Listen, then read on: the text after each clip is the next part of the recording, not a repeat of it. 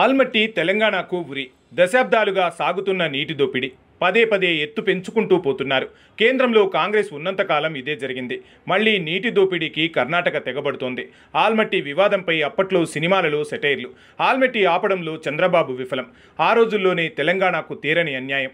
మళ్లీ ఇప్పుడు మరోసారి ఆల్మట్టి పెంపుకు ప్రయత్నం. ఇప్పుడు అడ్డుకోకపోతే తెలంగాణకు తీరని అన్యాయం. దక్షిణ తెలంగాణ ఎడారి కావడం ఖాయం.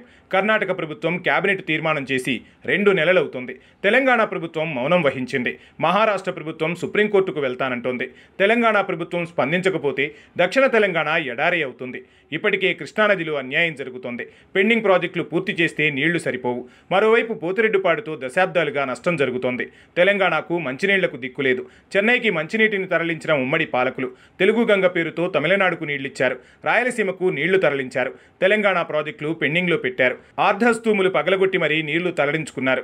ఇప్పుడు మళ్లీ కర్ణాటక ఆల్మట్టి ఎత్తు పెంచితే తెలంగాణకు చుక్క నీరు రాదు. నికర జలాలకు దిక్కులేదు. వరద జలాలు ఇప్పటిదాకా వచ్చే అవకాశమే లేదు. ఇప్పుడు మేలుకోకపోతే ఎడారి పాలవుతాం. పాలమూరుతో పాటు దక్షిణ తెలంగాణ ఆగమవుతోంది. మరోసారి అప్పర్ కృష్ణ మీద ఆల్మట్టి పెంపు కోసం కర్ణాటక సర్కార్ కసరత్తు చేస్తోంది. అంటే దిగువ రాష్ట్రాల మీద కుట్ర చేస్తున్నట్టే లెక్క. ముఖ్యంగా తెలంగాణకు తీవ్ర అన్యాయం జరుగుతుంది. ఆల్మట్టి పెంపు వల్ల ఏపీకి పెద్ద నష్టం లేకపోయినా తెలంగాణకు మాత్రం తీవ్ర అన్యాయం జరుగుతోంది. అప్పర్ కృష్ణలో ఎన్ని ప్రాజెక్టులు కట్టుకున్నా 2 తెలుగు రాష్ట్రాల వరకు వచ్చేసరికి తామాషా అంటూ లెక్కలు కడతారు. అప్పుడు కూడా తెలంగాణకు అన్యాయమే మిగులుతోంది. కృష్ణ మీద తెలంగాణలో ప్రాజెక్టులు కడితే ఏపీకి నీళ్లు అందలేవన్న ఒకే ఒక్క కారణం చేతనే ఉమ్మడి పాలకులు నిర్మాణాలు చేయలేదు. కృష్ణానది నీళ్లన్నీ ఏపీకి తరలించేందుకే ఉమ్మడి రాష్ట్రంలో తీరని అన్యాయం చేశారు. అటు శ్రీశైలం నుంచి పోతిరెడ్డిపాడు మొదలుపెట్టి నీళ్లు తీసుకెళ్లడం షురూ చేశారు. వరద జలాల పేరుతో పోతిరెడ్డిపాడును 44,000 క్యూసెక్కుల లెక్క చెప్పారు. దాన్ని పెంచుకుంటూ 88,000 క్యూసెక్కులు చేసుకున్నారు. కానీ ఏనాడు తెలంగాణ పెండింగ్ ప్రాజెక్టులు పూర్తి చేయాలన్న ఆలోచన చేయలేదు. ఎందుకంటే దక్షిణ తెలంగాణకు ఏకైక వరప్రదాయిని కృష్ణ మాత్రమే. మూసీ లాంటి చిన్న చిన్న నదులు వాగులు ఉన్నా అవి కృష్ణలో కలిసినా పెద్ద ప్రయోజనం ఏమీ ఉండదు. తెలంగాణ ఎక్కువ భాగం కృష్ణా బేసిన్లోనే ఉంటుంది. తెలంగాణ మీదుగానే ప్రయాణం చేస్తుంది. అయినా ఇప్పటి వరకు కృష్ణా నీటిని సమృద్ధిగా తెలంగాణ ఏనాడు వాడుకున్నది లేదు. పైగా బ్రిజిష్ ట్రిబ్యునల్ తీర్పు ప్రకారం ఉమ్మడి రాష్ట్రంలోనే ఏపీకి 519 టీఎంసీలు, తెలంగాణకు 291 టీఎంసీలు లెక్క తేల్చారు. నీటి వాటాలు పంచారు. కానీ పెండింగ్ ప్రాజెక్టులు పూర్తి చేయలేదు. ఆ 291 టీఎంసీలు కూడా ఇవ్వలేదు. నీళ్లన్నీ ఏపీకి తరలించుకుపోయారు. నాగార్జున సాగర్లో ఎడమ కాలువను ఎప్పుడో ఎండబెట్టేవారు. కుడి కాలువ ద్వారా ఏపీకి నీళ్లు తరలించుకుపోయేవారు. ఏపీకే కాదు, చెన్నై నగరానికి కూడా నీళ్లిచ్చేందుకు ఉమ్మడి రాష్ట్రంలో తెలుగు గంగ పేరున 1500 కిలోమీటర్ల మేర కాలువ తవ్వారు. ఉమ్మడి రాష్ట్ర నిధులతో చెన్నైకి నీరు తరలించారు. కాలువ నిర్మాణానికి తమిళనాడు ఖర్చు భరించుకున్నదని మభ్యపెట్టారు. మధ్యలో అనేక ఎత్తిపోతల పథకాలు, ప్రాజెక్టుల నిర్మాణం చేసుకున్నారు. ఏకంగా 65 టీఎంసీల సామర్థ్యంతో కూడిన రిజర్వాయర్ల నిర్మాణం చేసుకున్నారు. అలా ఉమ్మడి రాష్ట్రంలోనే ఏపీలో సుమారు 15కు పైగా కేవలం కృష్ణానది నీటి కోసమే రిజర్వాయర్లు నిర్మాణం చేసుకున్నారు. తెలంగాణకు మంచినీళ్లు ఇచ్చేందుకు ఉమ్మడి పాలకులకు మనసు రాలేదు. తెలంగాణ వచ్చినా కృష్ణానది నీళ్లను ఇంకా వినియోగించుకునే అవకాశం రావడం లేదు.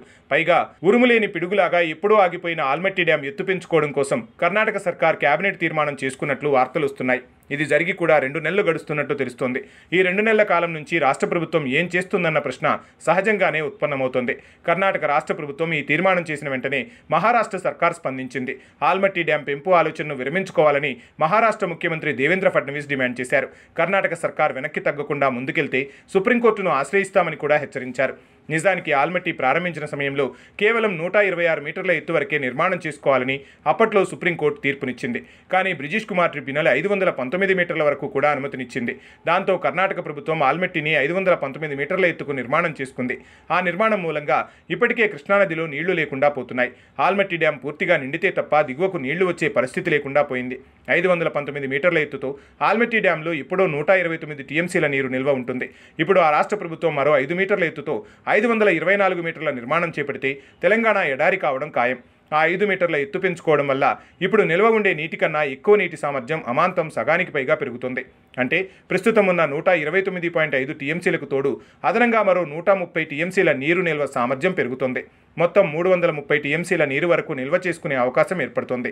అందుకోసం కర్ణాటక ప్రభుత్వం 70,000 కోట్లు కేటాయించినట్లు కూడా తెలుస్తోంది. ఆల్మట్టి ఎత్తు నిర్మాణంలో మహారాష్ట్రకు పెద్దగా అభ్యంతరం లేదనే చెప్పాలి. ఎందుకంటే మహారాష్ట్రకు నీటి విషయంలో వచ్చే నష్టమేమీ లేదు.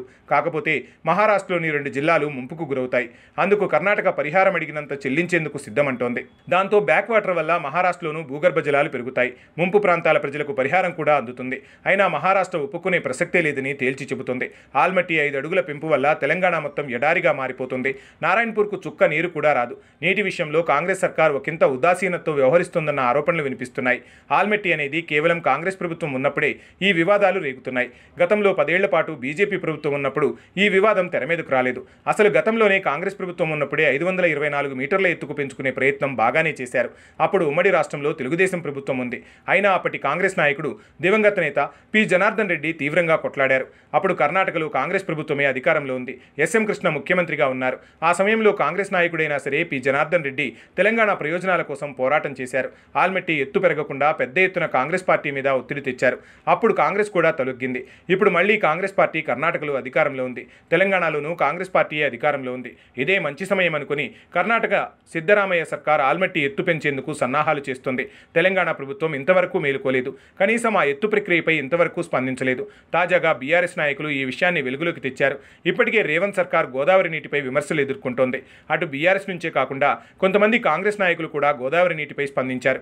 బనకచెర్ల పేరుతో ఏపీ ప్రభుత్వం వరద జలాలతో 80 టీఎంసీలు వాడుకునేందుకు సిద్ధమైంది. బనకచెర్ల విషయంలోనే ముఖ్యమంత్రి రేవంత్ రెడ్డి అప్పట్లో చేసిన వ్యాఖ్యలు తీవ్ర దుమారాన్ని రేపాయి. కృష్ణలో 500 టీఎంసీలు, గోదావరిలో 1000 టీఎంసీలు వదిలేసి మిగిలిన నీళ్లను వాడుకోండంటూ ఏపీకి సూచించారు. ప్రతిపక్షాల నుంచి తీవ్ర విమర్శలు మూటగట్టుకున్నారు. ఆ వివాదం చిలికి గాలివాన కావడంతో బనకచెర్లపై రాష్ట్ర ప్రభుత్వం కొంత గట్టిగా నిలబడే అవకాశం దక్కింది. అయినా ఆ సమస్య ఇంకా కొలిక్కి రాలేదు. ఏపీలో చంద్రబాబు ఆ ప్రతిపాదన మానుకోలేదు. దానిపై ముందుకు వెళ్లేందుకే సిద్ధంగా ఉన్నారు. ఆ ప్రణాళికలు చేస్తూనే ఉన్నారు. ఇప్పుడు కృష్ణానది మీద ఆల్మట్టి డ్యాం పెంపు ప్రతిపాదనలు తెర మీదకు వచ్చాయి. అప్పటి వరకు తెలంగాణ రాష్ట్ర ప్రభుత్వం స్పందించలేదు. ఎలాంటి ప్రకటన చేయలేదు. ఎట్టి పరిస్థితుల్లోనూ ఆల్మట్టి డ్యాం నిర్మాణాన్ని ఒప్పుకునే ప్రసక్తే లేదని రేవంత్ సర్కార్ గట్టిగా నిలబడితే తప్ప ఆగదు. తెలంగాణ ఎడారి కాక మానదు. చూద్దాం ఏం జరుగుతోందో. వైభవలక్ష్మి బతుకమ్మ దసరా దీపావళి పండుగల సంబరాలు. Triple festivals, triple benefits. ప్రతి 500 రూపాయలు ఆపై కొనుగోలుపై లక్కీ డ్రా కూపన్. ఒకే కూపన్ పై 1 kg silver or 1 TVS Jupiter or 1 Alto car గెలుచుకునే ఛాన్స్. ప్రతి 2000 రూపాయలు ఆపై కొనుగోలుపై స్పాట్ గిఫ్ట్స్. షాపింగ్ చేయండి, ఉచిత బహుమతులు గెలుచుకోండి. పండుగైనా పబ్బమైనా ఫంక్షన్ అయినా మన shopping choice Vaibhav Lakshmi shopping mall, JPN road, Warangal. Shopping సంబరాలు, కానుకలు, ఆఫర్లు తాకుతాయి అంబరాలు.